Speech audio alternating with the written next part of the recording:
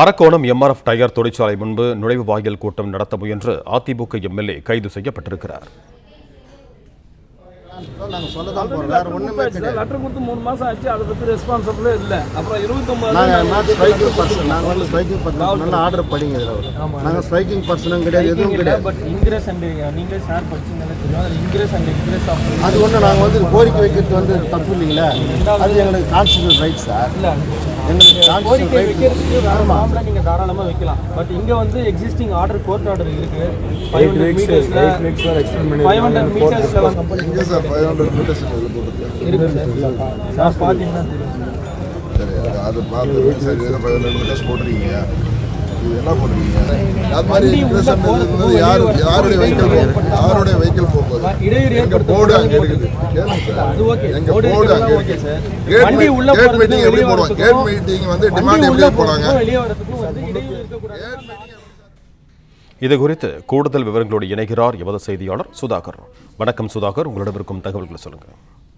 வணக்கம் சார். ராணிப்பேட்டை மாவட்டம் அரக்கோணம் அடுத்த இச்சிப்புத்தூரில் எம்ஆர்எஃப் தனியார் டயர் தொழிற்சாலை செயல்பட்டு வருகின்றது.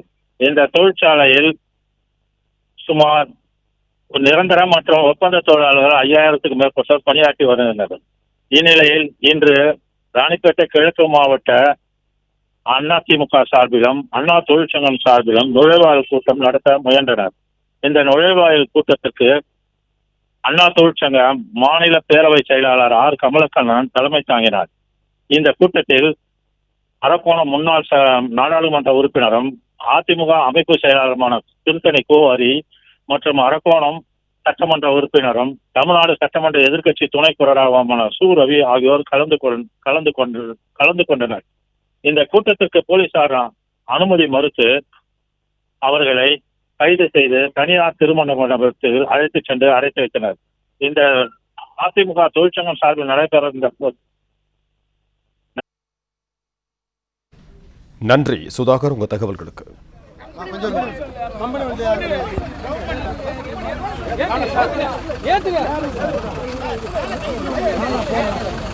பிளே ஸ்டோர் மற்றும் ஆப் ஸ்டோரில் இருந்து பாலிமர் செயலியை QR கோடு மூலம் பதிவிறக்கம் செய்யுங்கள். செய்திகளை உடனுக்குடன் பெறுங்கள்.